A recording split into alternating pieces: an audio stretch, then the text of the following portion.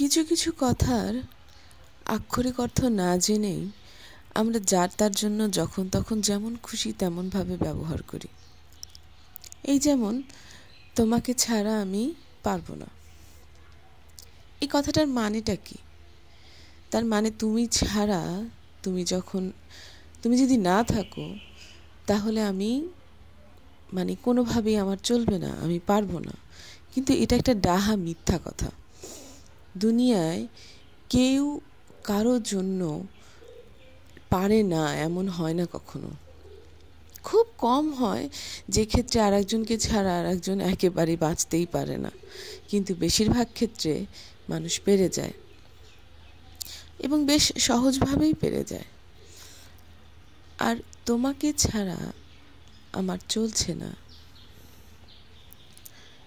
এই কথাটার অর্থটা হচ্ছে তোমাকে ছাড়া আমার প্রচণ্ড রকম কষ্ট হচ্ছে, আমার দিন চলছে না, আমার রাতে ঘুম হচ্ছে না, আমার খাবার দাবার সব শিখে উঠে গেছে।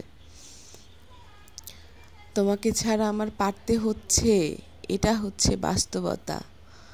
তোমাকে ছাড়া আমার জোর করে বেঁচে থাকতে হচ্ছে, শ্বাস নিতে হচ্ছে, কাজ করতে হচ্ছে, সব করতে হচ্ছে, এটা হচ্ছে বাস্তবতা। তো যদি কেউ বলে তোমাকে ছাড়া আমি পারবো না, তার কথাটাতে ভোলাটা ঠিক না। কারণ সে নিজেই হয়তো জানে না সে কি বলছে, কি অর্থে সে কোন কথাটা বলছে।